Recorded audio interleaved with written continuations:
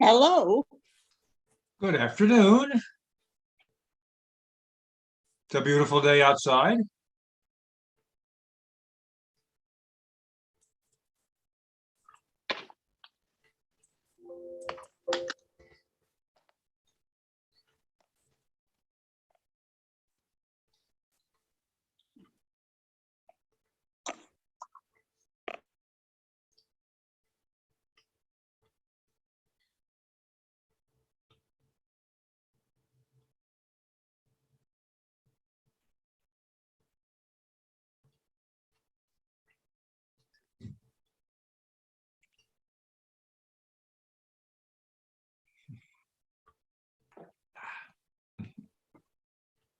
Hmm.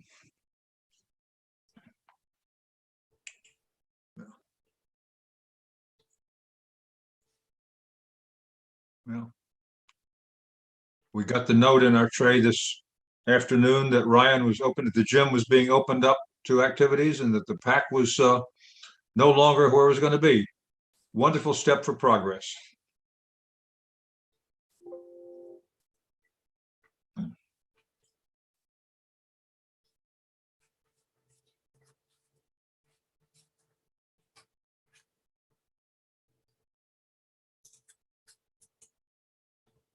Okay. I was muted. Okay. Now, can you hear me okay? Sound good. Good.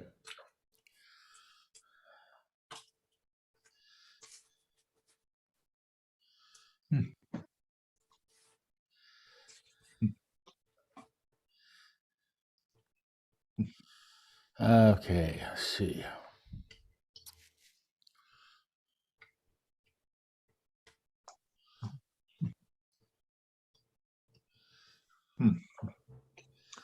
Bob, what's that in the background? That's the San Gabriel Mountains. Beautiful. It's the same view from looking out from my balcony.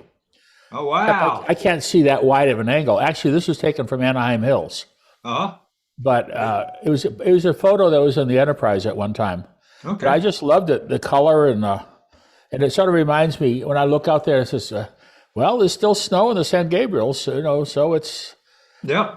But you got palm trees in the foreground and snow in the background. yeah, Very nice. so it's sort of our unique California environment." Yep. Very nice.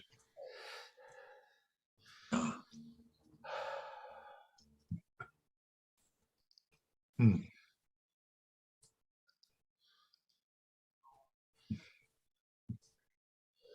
Okay.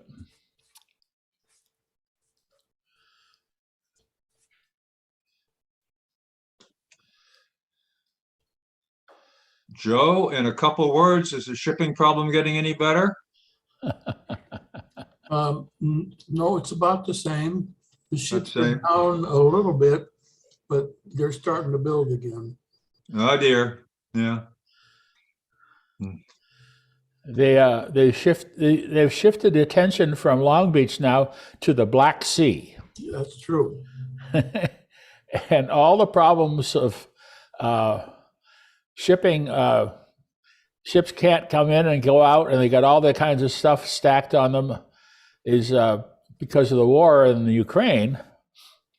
But there was also an article that a lot of the stores here would like to show their spring collections, but they're out in the Long Beach Harbor. Yep. And not much they could do about it. Not much of it. Hello? So shipping from Long Beach to the Black Sea? No. This is the China stuff coming into Long Beach. It's Oh, still okay. stuck All out right. there. Okay.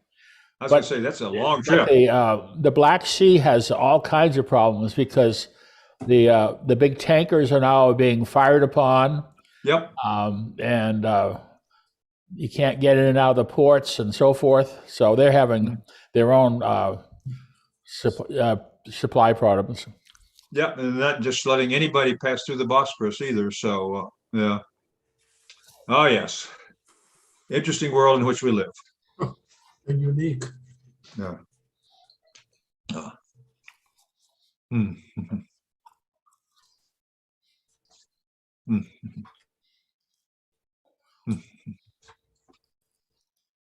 Hmm.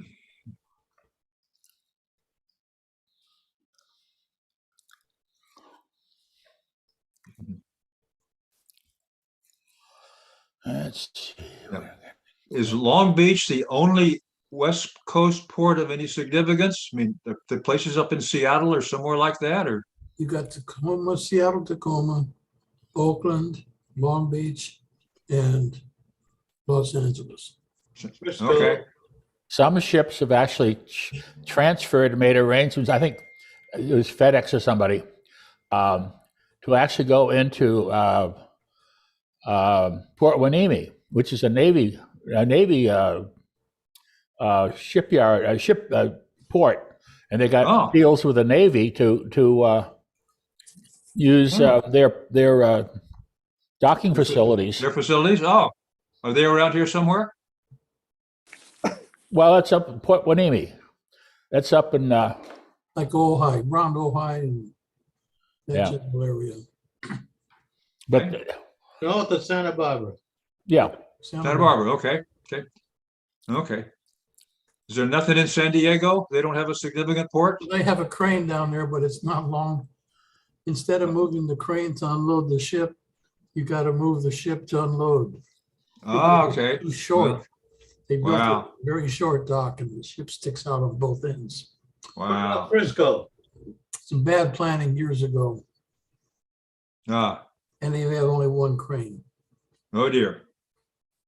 Frisco is not available. Which is, San Francisco.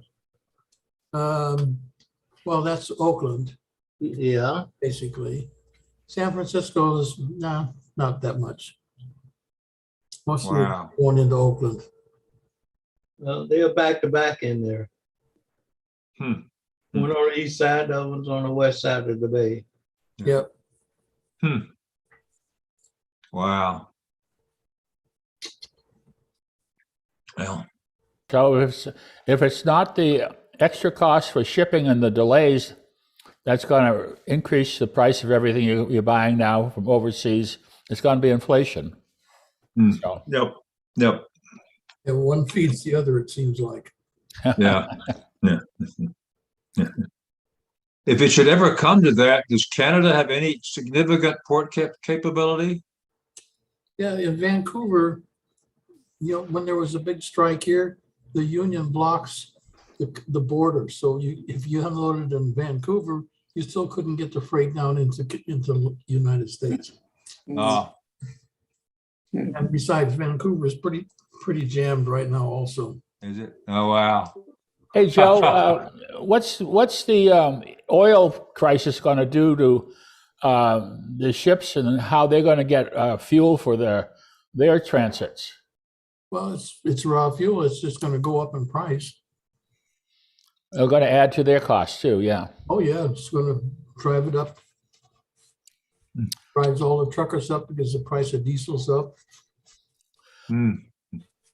Well, let me get this started here. I'm gonna give you a little a wonderful story about daylight saving time, It's this Saturday, because daylight saving time is going to start come Sunday. Sunday. Okay. All righty, and so we have a picture of this wonderful sunset down at Huntington Beach. And they say, are you ready for all the complaints about daylight saving time, which starts on Sunday? Now, I don't know if you know the history of daylight saving time, but it's kind of interesting. We got the war in Ukraine, mask mandates, inflation, and who knows else kinds of things. But to some people, they're just going to be, that's so trivial. Springing out our clocks forward like is a relic for another century, and that's going to be on the minds of everybody come Sunday morning. We're going to rise up and be a little more groggy and grumpy and maybe puzzled. We tried to get rid of daylight saving times by voting on it last time, but nothing happened. The California voters decided to allow state legislators to make daylight saving time permanent. No more twice-a-year changes, but it would require a change in the federal law. So nothing happened. Springing forward and falling back had nothing to do with the farmers. We always thought it was agricultural. They don't go by the clock. They just work when the sun comes up and the moisture's right, and then go home when it's dark. Daylight saving time actually began in Germany in 1916, when the last of the German emperors, Wilhelm II, decided he needed more battleships during the height of World War I. Energy was scarce, and boosting production meant working through the daylight hours.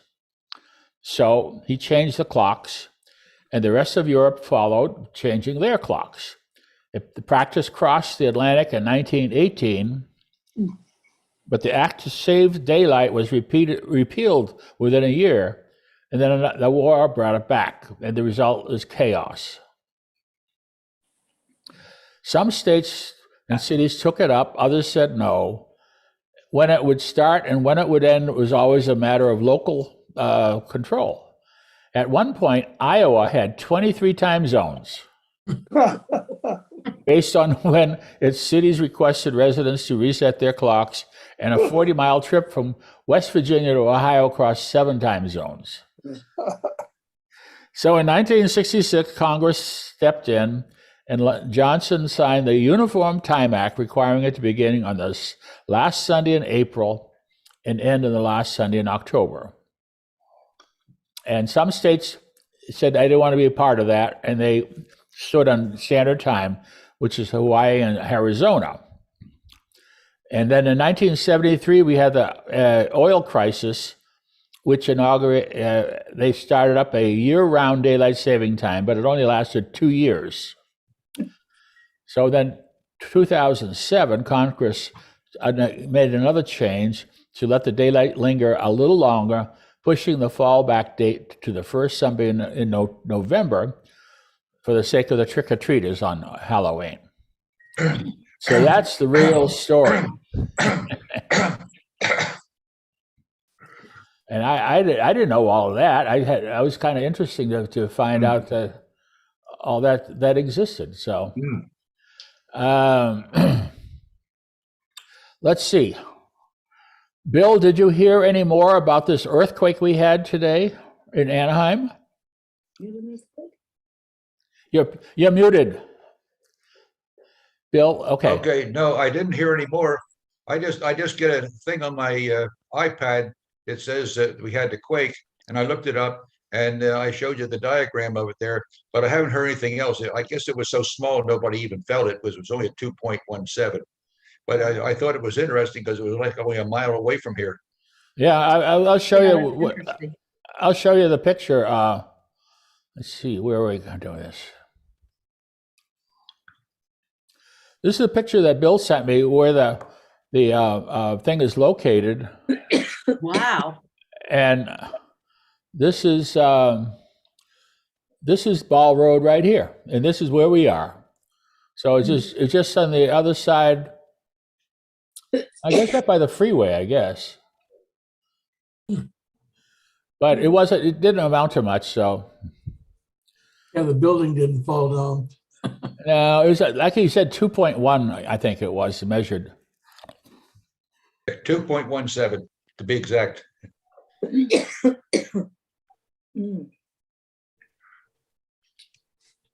Well, Feel it in Whittier. we get into the regular stuff now. Nadine won't be with us today.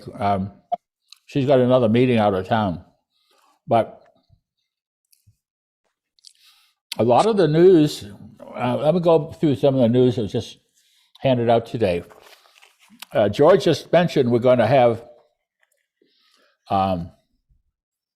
the gym classes now back in the gym. So they're moving out of the pack come Monday, and that's going to be a big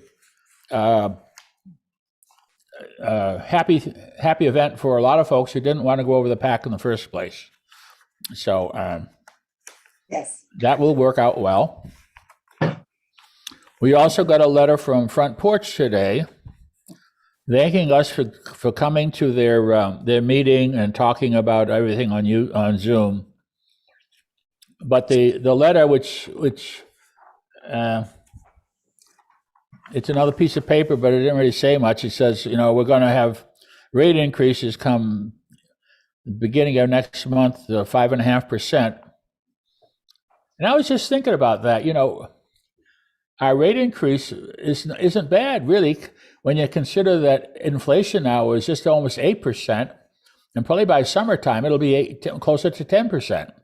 So inflation would have killed us anyhow, but this is locking us in at 5.5% increase, and they for at least a year. So they're going to have to take the squeeze. If they have to pay more, then they can't charge us more. So, in that sense, lucky us. I don't know if it's lucky or not, but that's that's about the only good way of looking at it. And they went on about the other investments and so forth and so forth. Okay, so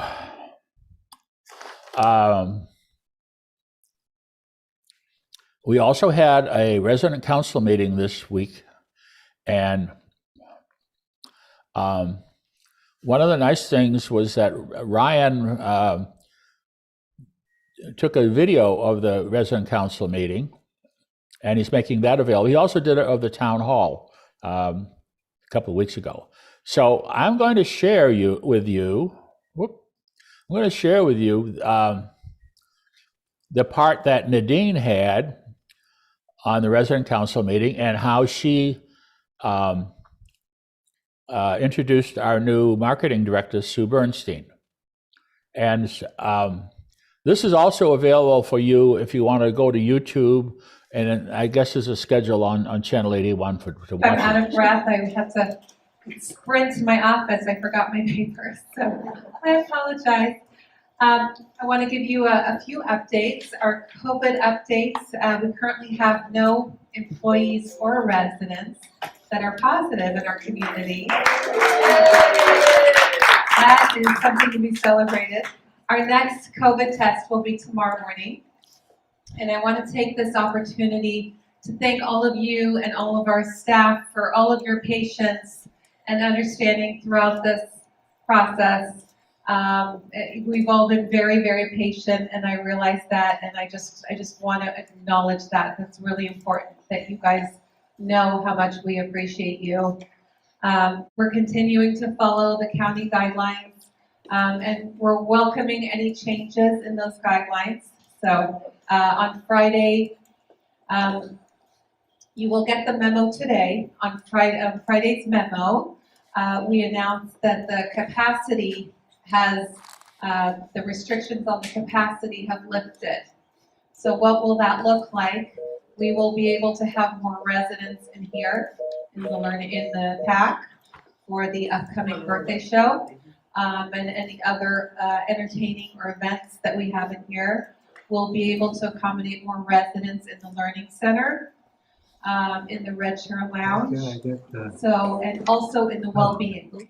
And Ryan is working on the gym schedule over the next few days to make some changes and accommodations so we can look like back to normal. So wanted to let you know about that. The memo, as I said, that was supposed to go out on Friday, there was an error and it did not go out. It should be in your boxes now. So maybe after the meeting, you might check your box. Next, I'd like to introduce to you Susan Bernstein. She is our new Director of Sales and Marketing. I'm very excited to welcome her to our team and to our Walnut Village family. I've been sharing a lot about her leading up to, so you're a celebrity, Susan. But I'm very excited to welcome her to our team, and I'm going to ask her to come up and just say a couple of words so you can hear from her. Thank you, Vivi.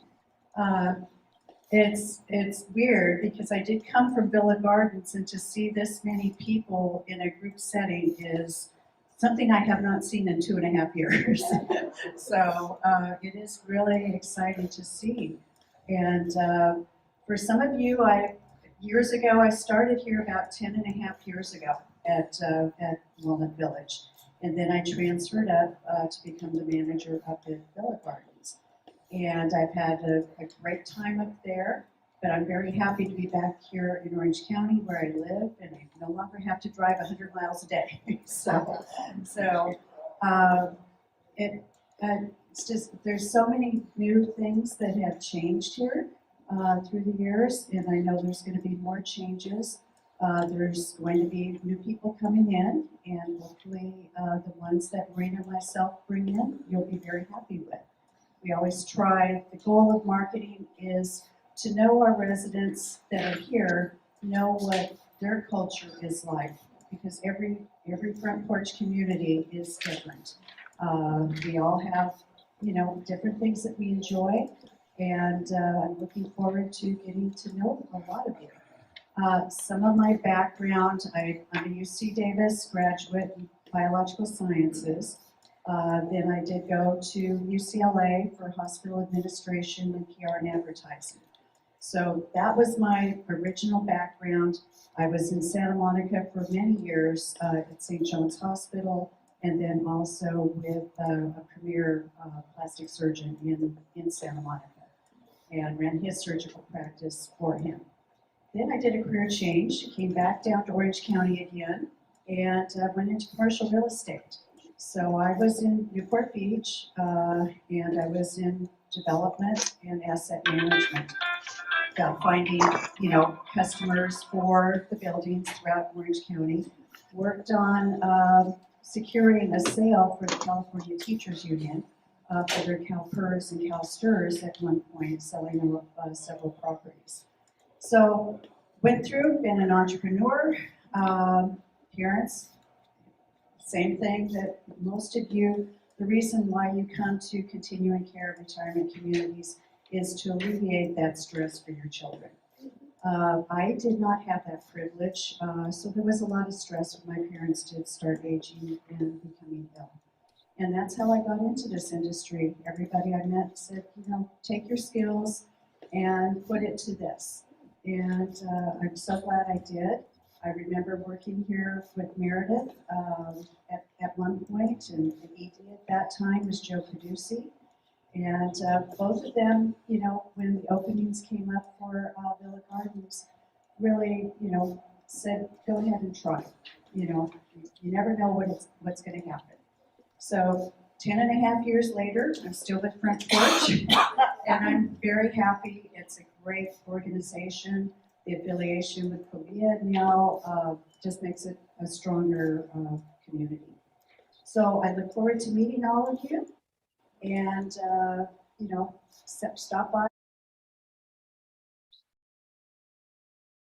say hi anytime you feel like it. Thank you.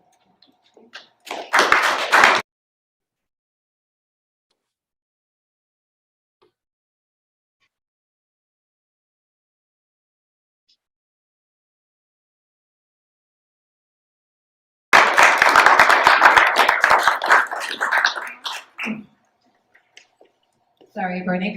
Just a couple more announcements. Want to update you on Judy Marsh. She's doing okay. I think you all know that she's had a family member that's not been well. She shared that with some residents. So she's doing okay. I've been checking in with her every day, as has Joel and some of our other staff. And we'll continue to keep you informed. But she's also working from home. So if you're seeing calendars and memos and stuff from her, flyers and things like that, it's because she's still wants to keep her finger on the pulse, because she's Judy. So I let her know that we are all thinking of her and care about her very much, and our hearts are with her. So I'll continue to keep you informed.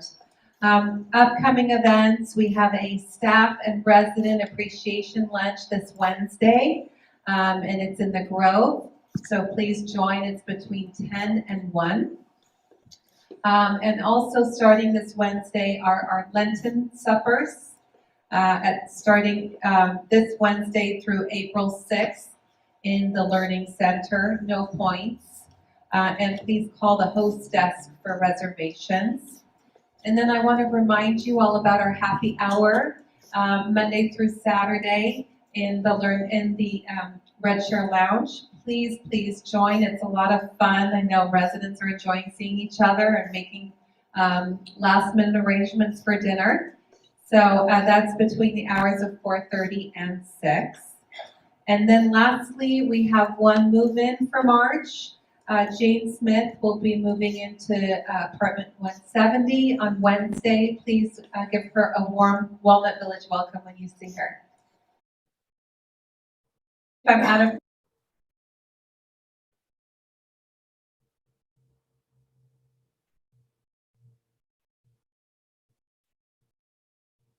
there. It was kind of nice to have a video report, so because Nadine wasn't here, so you could see all the details of that. Some of it's a little passé now, but you had a chance to see Sue Bernstein. I'm not sure if you had a chance to meet her. I haven't myself, but she's got a long job ahead of her to start filling in some of the blanks here. We still have a number of rooms to fill and get this this village back in the full operation. So let's see. I'm looking for my script. Here we go.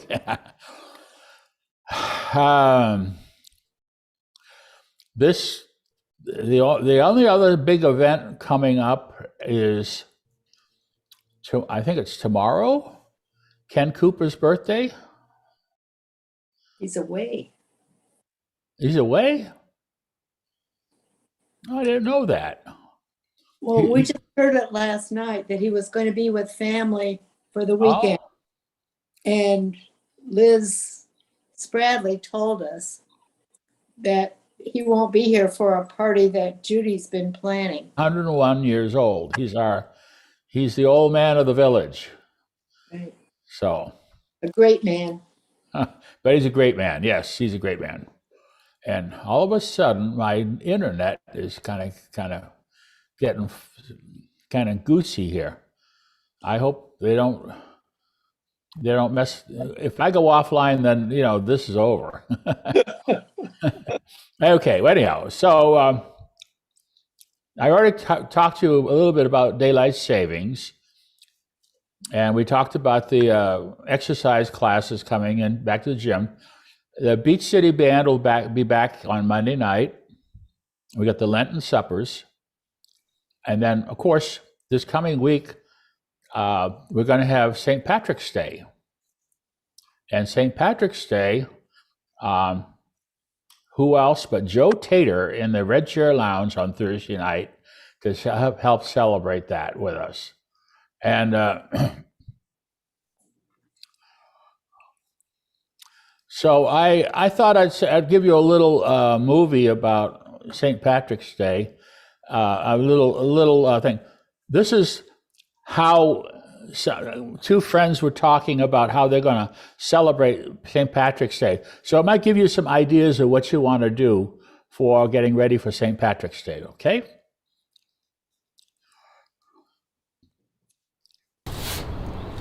Oh, Kim, top of the morning to ya! Oh, hey, wow. Is today St. Patrick's Day? Oh, no, hon, it's tomorrow. I'm just getting ready. It's too early to be drinking. No, it's not. It's not even noon. I know. Do you want a green beer? Well, we really don't do anything big for St. Patrick's Day. You don't? I mean, not since college. Kim, you don't put up decorations? No. Make green food for your kids? No. Have corned beef and cabbage? Mm-mm. Oh, gosh, do you do anything on St. Patrick's Day to bring your kids joy? Well, at least I'm sure the leprechauns still visit your house. Leper who? Yeah, you know the leprechauns. You make a trap for them, and then they leave green pee in your toilet, and they make a mess everywhere. I'm not following. You know, last year the kids had Uncle Bobby come over, and they rigged up a laundry basket from the ceiling, and we made a little leprechaun casino out of some Legos with a sign that was like gold coins inside. You guys really lean in. But those little buggers took all the coins, and they broke our ceiling fan in the process. And so you then. Oh my gosh, you had to be there, Kim. Steve and Bobby were repairing the ceiling drywall for weeks. So you. Hey, Steve! Hey, Steve! Do you remember when the leprechaun times. Right. Okay, listen, we're just not Irish like you guys are. Scottish. Excuse me? We're an eighth Scottish. It's right next door. So you're not even Irish. Kim, everyone is Irish on St. Patrick's Day. Do you know why there's a St. Patrick's Day? You know, for St. Patrick. He drove the snakes out of Ireland. There were never any snakes in Ireland. Oh, sure there were, hon. Nope, Ireland's too cold for snakes. Well, all I know is that people have been gathering to grab a pint and celebrate St. Patrick for hundreds of years. 50 years. You mean 500 years. Up until 1970, they actually closed the pubs because it was a religious holiday. Very somber and sober. No green beer. Oh my God, Kim, are you trying to cancel me? No. You do you. You guys have fun. Listen, I'm gonna go get you some corned beef and cabbage. Hold on just a second. Hey, Steve! Get Kim a green beer! Please, no. Oh, no, Kim, it's fine. Hold on. Hey, Steve! Save some of that cabbage for Kim! Why? Well, because if you eat it all, you're gonna be gassy for weeks! Okay. It's actually very cleansing. It's very good for the gut health. Great, cool. We're good here. You know what? I'm just gonna make sure everyone wears green tomorrow. You better or I'll pinch ya. Please don't touch me. You're so funny, Kim. But seriously, don't touch me. Oh, Kim. Okay, bye. Okay, bye, Kim. Watch out for the green pea in your toilet. Hey, Kim, did you hear me? Green pea in the toilet. Don't forget. There you go. So they'll give you some ideas of what you can get ready for St. Patrick's Day. And I don't know that we want to try to do all that stuff here. And I don't think the idea of getting our toilets green is a good idea at all. So, Well, we have an excitement coming for St. Patrick's Day. Our good friends from Spokane are visiting, and they're going to stay overnight. We're able to take them to dinner. We are thankful. great, yeah, that's a nice thing. We can now take our friends to dinner with us, and I've noticed that the several tables, every night, people taking advantage of that. That's great. So let's see.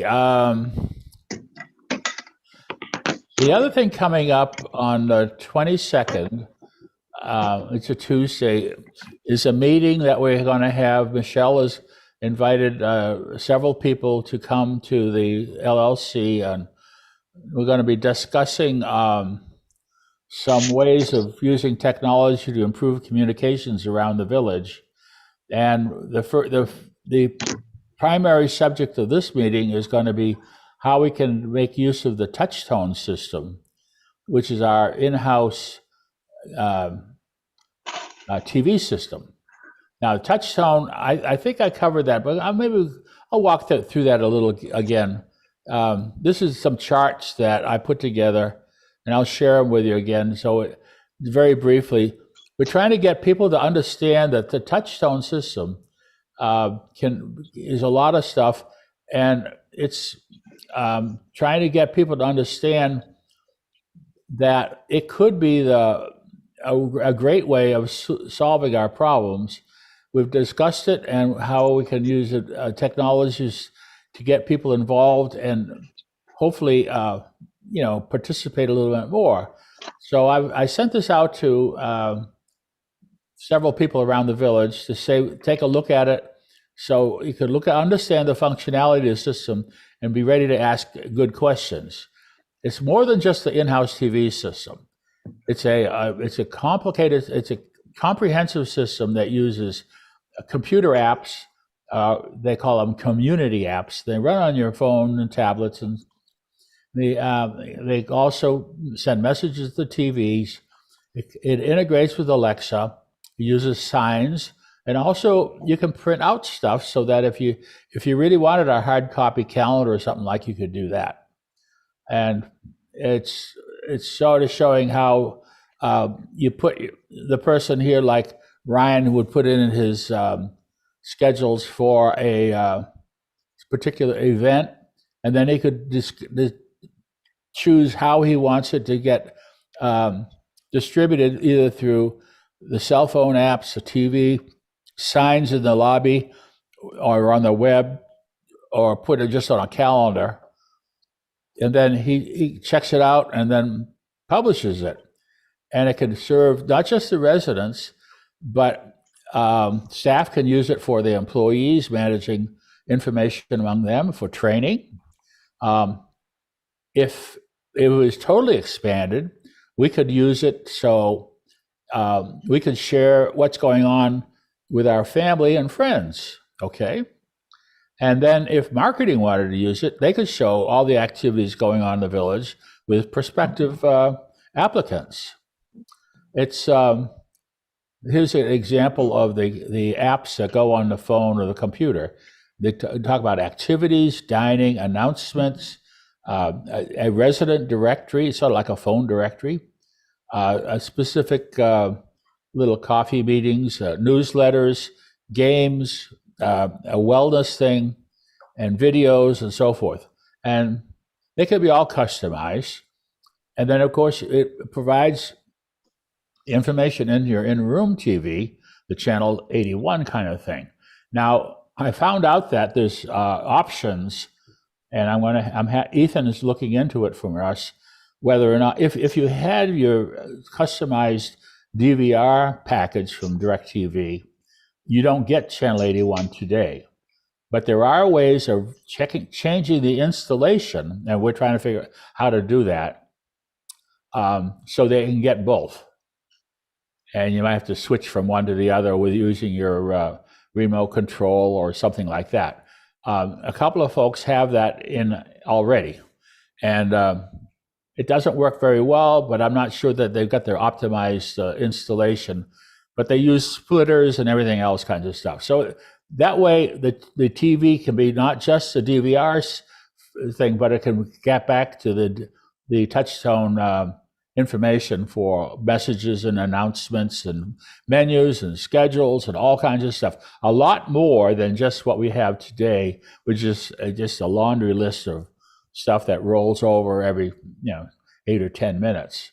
There's a much better way of doing things like that. And then we have signs you can use in the lobby. So it just sort of like signs on the freeway. They keep blinking and telling you what's going on. So you, in a moment's notice, you can say, "Hey, there's a special thing happening in the Red Chair Lounge tonight," or something like that. It also integrates with Alexa, so you can get announcements. This business of using the what's happening in my community.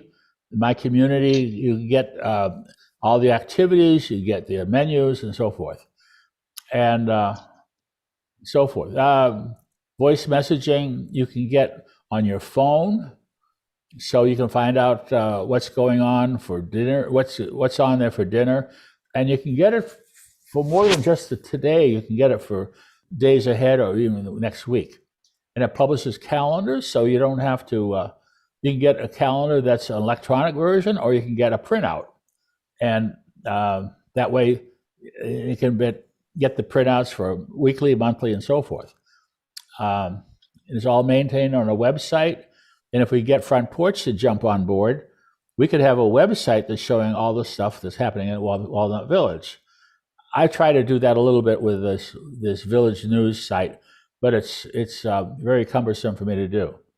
So it's probably, Bob, it's probably a good idea to point out to Front Porch that these days, to be competitive, you need this kind of appeal to have this kind of visual and I agree with you, Michelle, but it's hard to tell Front Porch what to do. I know what you mean. I know what you mean. Just that, but there's no harm in saying that at least once during the program.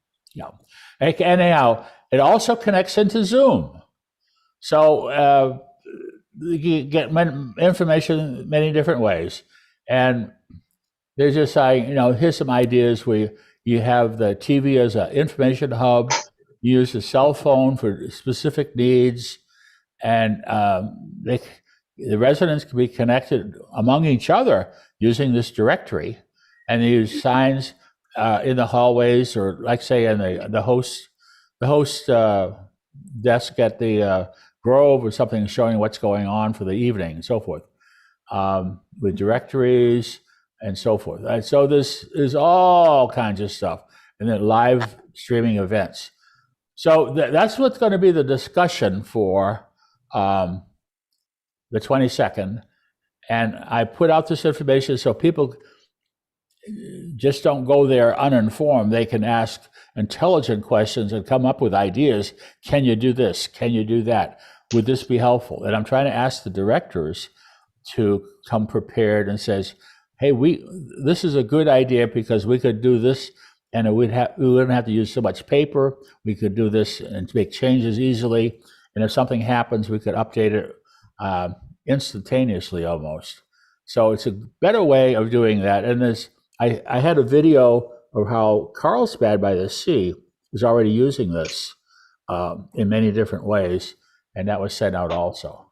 So I hope the folks get excited about this, but the key thing is it's not our system, it's the system of the staff, and the staff has to endorse how they would use it to make it better for us. So I'm hoping we can get them to get on board and use it as a better way of keeping us informed, reminding us of and not just having a piece of paper thrown at our door every once in a while. So, Michelle, talk about it. Oh, who's talking? I Is that you, think, Jen? Oh, hi. hi. I think Michelle needs to know how many are coming to the meeting. Is that right, Michelle?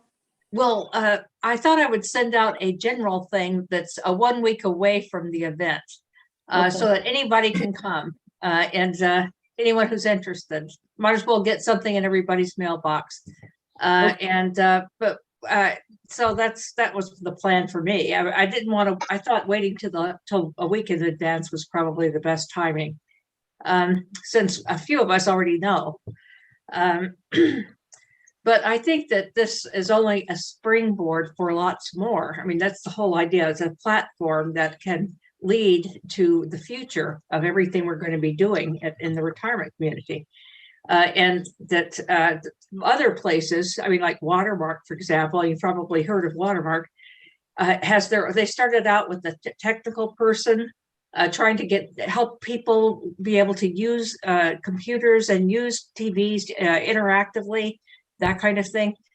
So they hired somebody to come in and teach people how to do all this stuff. And then after a while, they could adapt in the other people and these displays that had all kinds of information about their own health. Remember, I told you about some of the gadgets that are available in nowadays, even though we don't want it here because it's too expensive right now.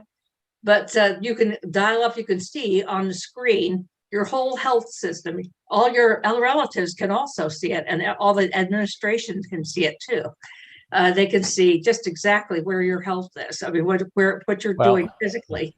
Yeah, we have to figure out what modules we really want to use. Well, we're not starting out with that. I'm just saying that the future is bright for many applications. Yeah. But there's a lot more we could do. Sure. Okay. There's a lot coming up, and then the following week. Oh, wait a minute. I'm seeing.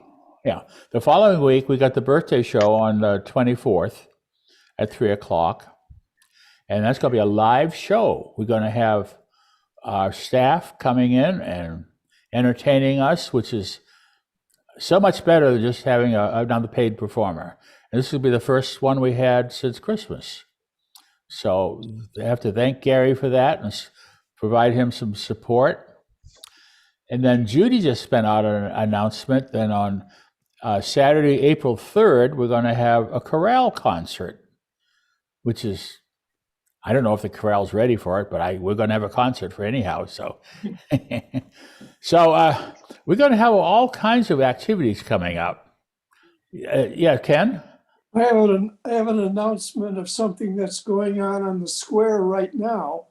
They're clearing those drains. So when we have rainstorms you won't have to go through great big puddles to get across the square.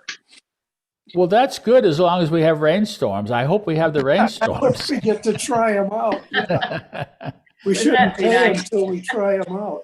Yeah, that's true. That's good. I don't mind my getting my feet wet as long as we got the rain here. That's the most important part.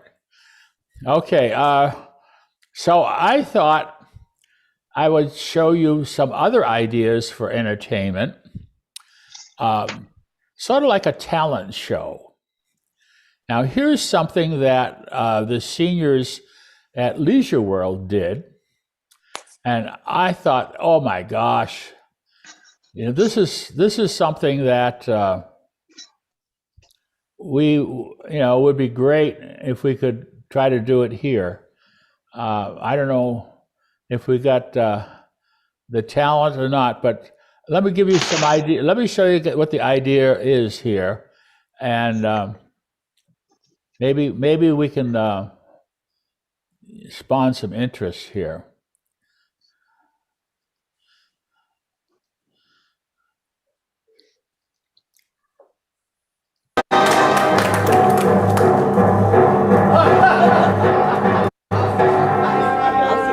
This is Leisure World in Seal Beach.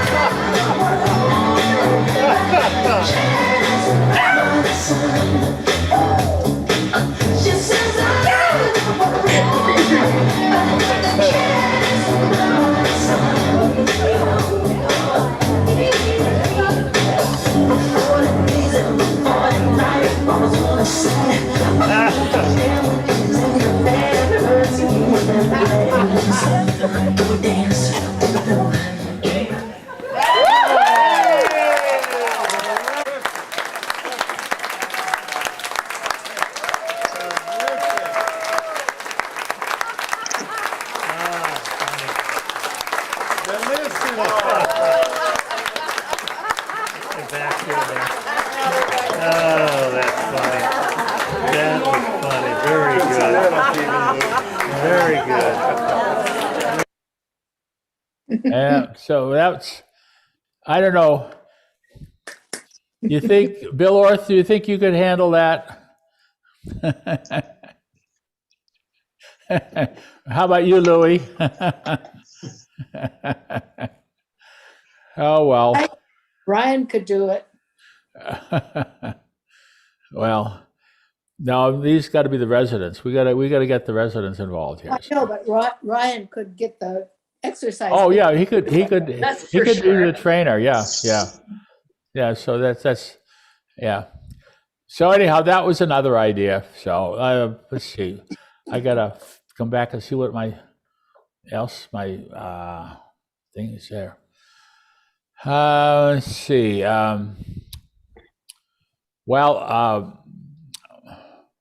We all have all kinds of other responsibilities to do.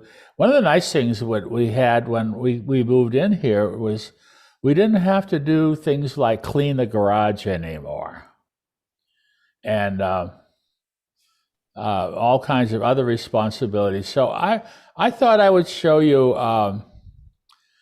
what this poor guy, he felt so guilty that he was going to get his garage all fixed up and cleaned up and everything else. And whoops, I can't do that until I share here. So let me share the screen and show you how this fellow felt so guilty he was going to get his garage all cleaned up. And yeah, that was a faux pas on his part, yeah, for sure. Let's see, get this one out of the way here. After I play something, I got to make sure I don't leave it going. Otherwise, we're going to get a bunch of interesting stuff behind us. Well, the other case is if you're a dad and you want to help around the house, here's a one for a special dad. And I don't know, maybe you fit this role.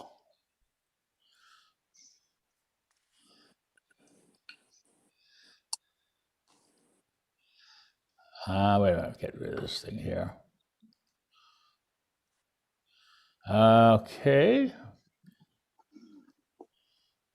He's a dad all we deserve. We all need this kind of a dad.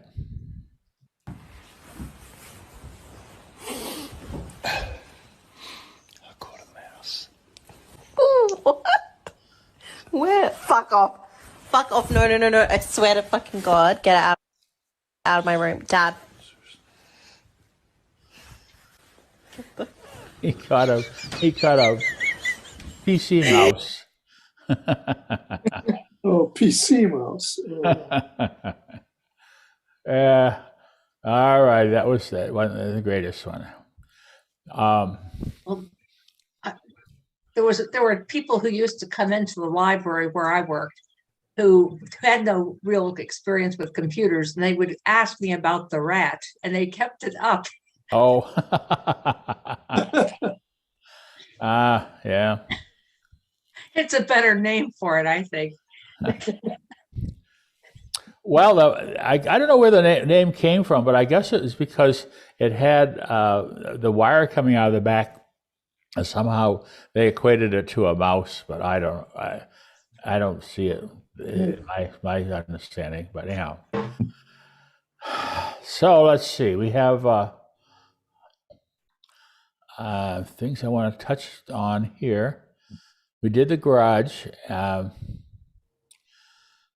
Let's see. I have another cute little story. See if I'm going to show it to you. It's about a little boy, and this ought to make you feel good.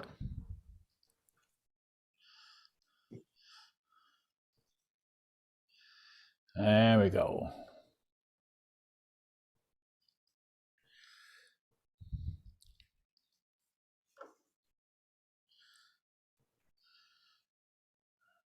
It's a little, probably about 2 years old, 3 years old, maybe. I don't know.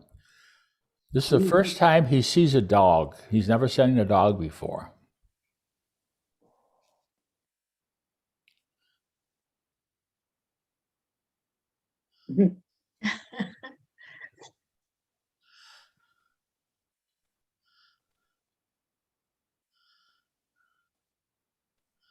He's doing a dance for him.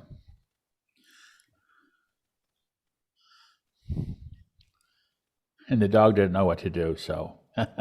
Very short video, but it's cute. All righty. Well, I'm not going to have a lot more stuff to say right now.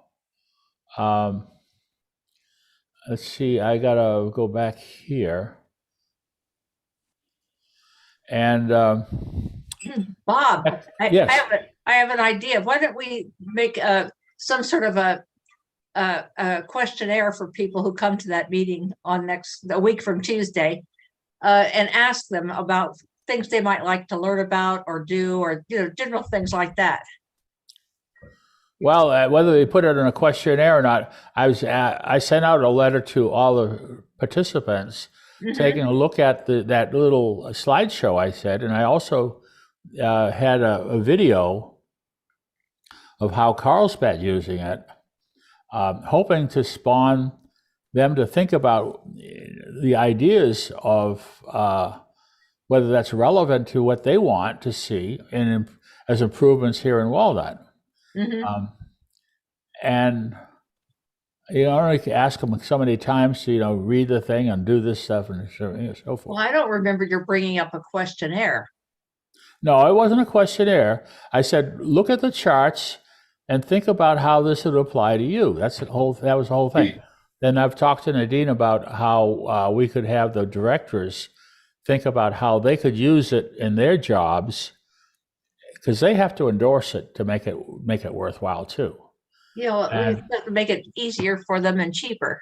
Yeah, probably. Well, it's not going to be cheap, because we're going to have to pay for, or someone's going to have to pay for all these extra modules. It's not going to come free.